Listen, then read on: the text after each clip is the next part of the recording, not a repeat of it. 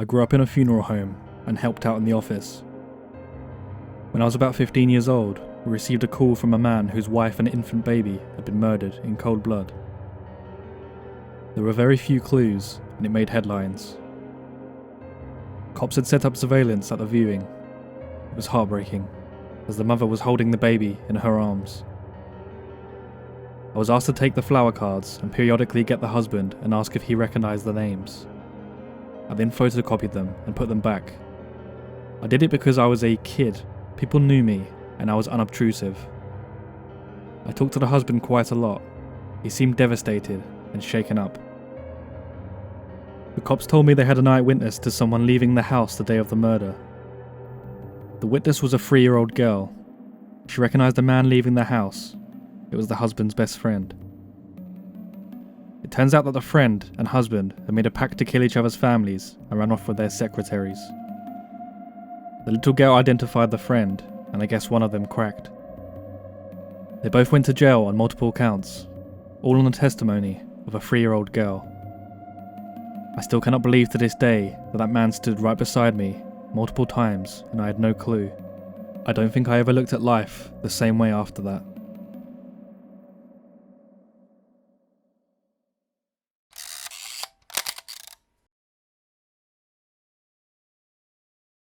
This happened over 20 years ago, but I often think back on it and how lucky I am to be here. In 1998, pagers were all the rage and personal phones were huge bulky contraptions you'd have in your car if you could afford one. But they were far too cumbersome to carry with you. I had some serious health problems starting in my early teens, so I missed out on most of high school. At 18, I was eager to shake off the sickly, overprotected child role at home. I got a job and moved into my own apartment. I was eager to party with friends and make up for lost time. Spending so much of my adolescence in a hospital had consequences. I'd missed out on the life experiences teens learn from. I was much more naive than my friends, and I generally lacked the sense of judgment and street smarts. My knowledge and experience with drugs and alcohol was even more deficient. At the time, I also had this stupid attraction to the bad boy thug types. So, attracted to thugs and naive, that has victim written all over it. Human trafficking wasn't something you heard about at the time. Probably the worst thing we thought could happen was someone putting something in our drink. Because of my illness, I had to take medications, so I usually kept drinking to a minimum and avoided drugs. However, I didn't have much experience dealing with peer pressure. Usually, if I knew my friends were going out drinking, I'd skip my meds that night. This night, I had planned to stay in. Later, 2 girlfriends showed up and insisted we go out. There was a lot of pressure to have one more beer, roll one more joint. When we got to the club, I felt reasonably coherent. It was super crowded. I started dancing with a guy with a 13 on his hand, and then suddenly, I felt numb and couldn't speak. The next thing I remember, I'm standing in the parking lot. It's cold, and my best friend just slapped me. We're standing in front of a car I don't know. The guy I was dancing with is arguing with a male friend of ours, and 4 men who appear to be with the 13 guy are waiting in a running car. My best friend grabs my wrist and pulls me towards the front doors of the club, all the while yelling at me, "What the fuck were you thinking? Are you stupid? Do you want to die?" So it turns out my friends had lost sight of me after I was dancing with this guy. Then my best friend caught a glimpse of him holding my hand, walking me out of the door. She grabbed 3 guys who knew us and ran out to the parking lot after me. The car of the men had pulled around and they were trying to put me in the trunk. After that, my wild child days were over. I focused on studying, got my degree, and made smarter decisions. I'm so grateful to my observant friends' quick action and for the 3 guys who ran out to help. We lost touch over the years, but I have no doubt those 4 people saved my life.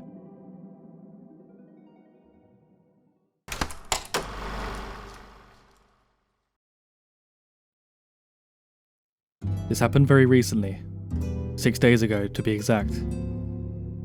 I'm a huge fan of hiking or just simply taking walks in the woods. The only time I go alone is when I'm in the woods I live near to. This day I was not. I was with my friend Lars on a walk about 3 hours from my house. We were planning on travelling around and staying at motels. That day, we decided to take a walk in a popular area for people who like to walk in the woods. These woods were huge, not a bad thing for us though. We were thrilled. There wasn't much to it, but it was pretty. We escaped the crowd, but every now and then we would see someone walking by. We walked for a while until we got to a good spot, not very different from the rest of the woods, except for one thing. Nobody else was around in this section. That's why me and Lars took this turn. The other turn had a few people. After a while of walking down this path, we spotted a man. A naked man. We gave each other the look and turned around. The man was slightly off path, bent over and looking at something. As me and Lars were walking back, talking about the strange man, I heard a voice behind me. I turned to see the man. He was talking to us about the bug he had picked up. I got a good look at him. He was a bit tall, fairly normal looking, bald with a few brown hairs beginning to grow, but completely naked. I flashed the man a smile and sped up. We got out of that place as fast as we could. Once we got to the car, we started laughing. Yes, it was creepy and weird, but also funny. Nothing particularly interesting happened on the car ride to the motel. As we were checking into the motel, we see the man walk in. He was a bit hard to recognise, considering the fact that now he was wearing torn up clothes. He waited behind us in line. Good thing we were almost done checking in, because as soon as we did, we went right to our room and locked it without a second thought. Now, it was definitely creepy. Was he following us, or was it a coincidence? We both decided we weren't going to stay at this motel for more than a night. Hell, I didn't even want to stay one night. It wasn't for Lars telling me it's okay. That night Lars wanted to go outside for a cigarette. I don't smoke, but there was no way I was going to stay in this room alone. I followed him outside, and we chatted for a bit. After a few minutes, I saw the guy walk out of the doors. Lars put out his cigarette and began to walk inside. But before we got in, the guy pulled out what looked like a knife or something else sharp, and started carving through his sleeve and right at his arm. I saw liquid trickling to the ground, and immediately knew it was blood. I rushed into the lobby, and Lars did the same. We alerted the staff, but by the time someone went out there, he was gone. To this day, I still have so many questions. Why was he naked? Did he follow us? Why was he doing that to himself? I'll never know the answers, but honestly, I'm still spooked. I don't know what I would do if I see him again, but I hope that never happens.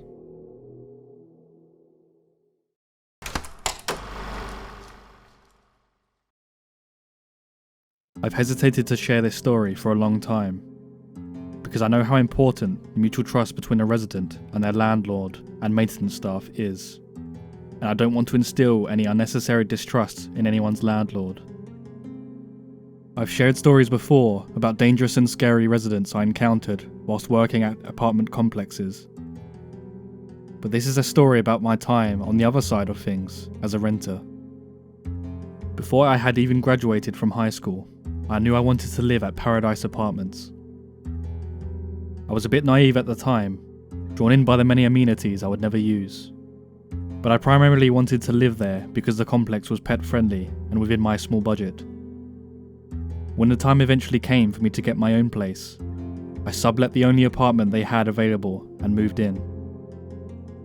Unfortunately, I came to realise the apartment wasn't as nice as I'd originally thought. The building was old but remodelled, so it had all the typical plumbing issues and thin walls. I also learned it was not the safest part of town. I was primarily an online student, but I had one class that met in person twice a week around 8 AM.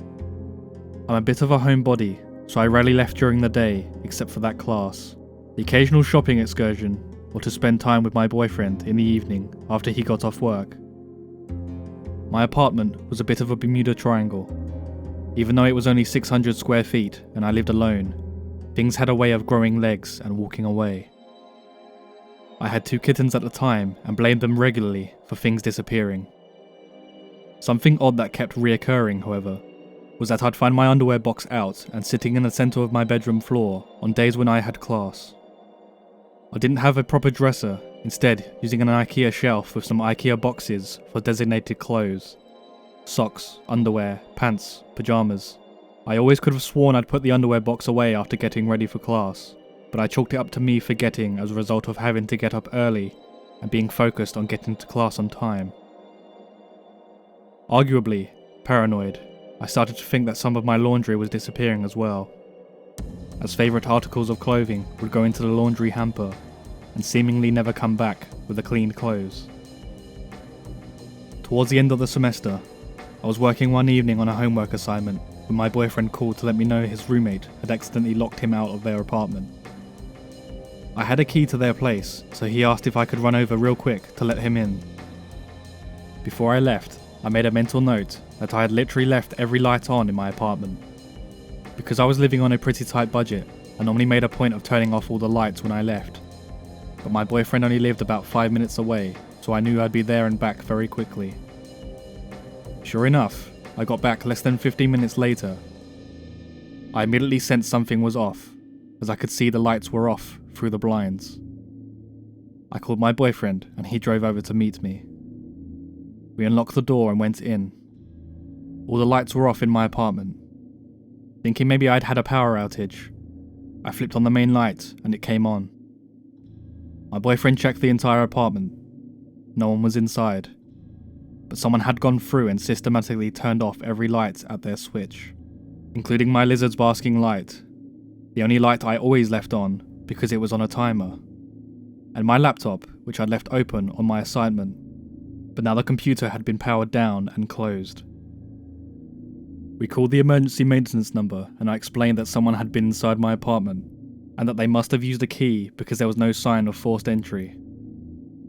The manager called me back and told me I had to be imagining things. Maybe I had forgotten that I turned off the lights before I left. I assured him that I wouldn't have turned off the computer or the lizard light. Someone had been in my apartment. I told him that I was extremely worried because obviously this person had a key to get in. Either they worked for the complex, or maybe it was a previous tenant or guest. I asked if they changed the locks after the previous tenant moved out, and they assured me they changed the locks after everyone moved out. The manager suggested maybe it was a friend pranking me, someone else I had given a key to. The only other people I had given keys were my boyfriend. His key to my apartment had been locked inside his apartment on the same keyring as his own apartment key. And my mum, she lived 3 hours away. In any case, neither of them would have pranked me in this way. The manager finally agreed to send someone out immediately to change the lock, for my peace of mind. I brought up my concern that it was someone on the staff, since they would be the only other people with keys. The manager claimed the keys were locked in a special safe that required a personalised code to track who took what keys and when, in an office with a security camera. They changed my locks, but I had my doubts that it would do much good. As far as I was aware, there were only 2 maintenance men that worked at the complex. One nice older man that didn't seem all that skilled, and a younger guy with a scruffy beard that gave me a bad feeling. I suspected he had to be the one that had come in. When I had first moved in, the manager had told me I would be getting a new kitchen counter within the first 3 days. I waited to move in my kitchen stuff, but after a week they hadn't come, and then after a few months, I had completely forgotten about it. One day I was sitting in my living room, and this scruffy maintenance guy walked in without knocking or announcing himself, and I hadn't received a notice to expect him. He said he was there to replace my countertop. It took him 2 days to install one small piece of counter. A few weeks later, I was getting out of the shower and heard a single knock at the door. I called out, "Just 1 minute," and hurried to get some clothes. Not 2 seconds later, the door started to open and I had to slam it shut, still wrapped in a towel to stop him from coming in. He claimed he hadn't heard me call out, but I had my doubts. I don't remember what made-up excuse he had for coming in. Another time, I found a note from him that he had come in. Again, it didn't give me a reason as to why, but that he'd made sure not to let my cats out. He also made a note about my third cat being cute, except I didn't have a third cat. I did, however, have a picture of my childhood cat in my bedroom on the IKEA shelf where I kept my clothes. At that point, I went to the office to ask them to make a note in my file that I, A, wanted at least 24 hours notice before entry going forward, and B, wanted to always be present for future entry. Now that I knew without a shadow of a doubt that someone was coming in secretly, it all made sense. It hadn't been long after the surprise maintenance visit stopped that things had started moving around in my apartment. He was also on site all the time. Everyone on staff also lived at Paradise, so he would know when I came and went, who knew how many times he had snuck in, how many small souvenirs he had stolen. He could have been coming in whilst I was asleep. After the night with the lights, I put my own lock on the door, but still didn't totally trust the apartment. I ended up buying a condo shortly after, with help from my parents, subleased the apartment, and moved. Right around that time, I also got my first job working in a different apartment complex. In the final days before I left, my mum came into town to help me move my stuff. Whilst she was home alone, I was at class. She caught the scruffy maintenance man trying to get his key to work in my lock. She demanded to know what he was doing, and he said he was there to paint the front door. I hadn't received a notice, and he didn't have any paint or supplies. She told him he could wait until after I had moved out. A few years later, I was shopped by the owner of Paradise Apartments, whilst working at another complex in town, OK Apartments. Shopping is when an employee from one apartment complex takes a tour at another apartment complex under the guise of wanting an apartment for the purpose of gaining information they might not otherwise easily give up. It can also be performed by your own management company to make sure you're doing a good job. There were certain tells the shopper always gave, like asking specifically worded questions. Is it safe here? I'm a felon, can I live here? Etc. That required specifically worded answers and were easy to trip up on. Being too wealthy for the complex, Rolex watch, sports car, nice suit, etc. And being too flexible on what they were interested in, i.e., they were interested in all the layouts and were open to move in whenever. This guy seemed too old and too well off to be randomly considering an apartment at OK. We were geared towards lower income folks. Whilst I was giving the tour, he asked if I had any opinions on other apartment complexes in town and mentioned Paradise specifically. Normally, I wouldn't badmouth any other complexes. I preferred to win them over by showing them the positives of our community. But I told him that I probably wasn't the best person to answer that question because I was probably the only person to give Paradise a bad review in the last 5 years. He asked me to elaborate, and I told him my apartment had been broken into, and I suspected it was someone on their maintenance staff. At that point, he revealed that he was the owner of Paradise, and that he was very disturbed to hear I'd had this experience. He asked me to describe the maintenance man in detail. I assured him it was in the past and I was over it, but he insisted on calling the manager over at Paradise, still the same guy, to ask him over speakerphone if they had any issues with the maintenance staff back in the year I'd lived there. He answered yes. There had been a scruffy young maintenance man that he had to fire because he'd been caught multiple times breaking into the apartments of single women. Satisfied, the owner proudly told me the issue had been resolved and asked if I would be willing to change my review. I told him no. None of this had changed the fact I'd experienced this, and actually validated what I had suspected. In the years I worked as a leasing agent, I learned a lot about where complexes will cut corners to save time and money. From my experience, a lot of complexes did not switch out the locks if the tenant was good, and a lot did not require background checks for employees, even though they did require them for tenants. Keys also got passed out willy-nilly to vendors and maintenance during turns, and employees frequently got master keys that would open all doors. I won't go so far as to say every complex operates this way, but every complex I worked at was doing this when I started there. Because of my experiences, once I began managing a complex, I enforced strict rules about changing locks, tracking keys, posting proper notices, and requiring background checks for all employees and tenants. At least here in Florida, with Myers Law going into effect this year, background checks for employees and security measures for keys are required for all complexes. Even still, if you're renting an apartment, stay diligent. If you have reason to believe someone is coming into your home, document it, and let the staff, police, family, friends know. You never know who might have a key to your apartment.